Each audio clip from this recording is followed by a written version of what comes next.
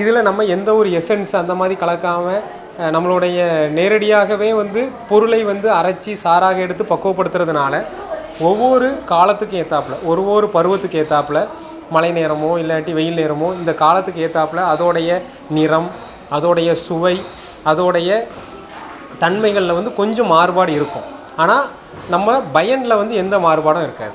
உடனே நான் இந்த மாதம் வாங்கும்போது ஒரு நிறத்தில் இருந்துச்சு, அடுத்த ஒரு 2 மாதம் கழித்து வாங்கும்போது வேறு ஒரு நிறத்துலையும் கொஞ்சம் சுவை வந்து வித்தியாசமாக இருக்குது அப்படின்னா கண்டிப்பாக அப்படி தான் இருக்கும்.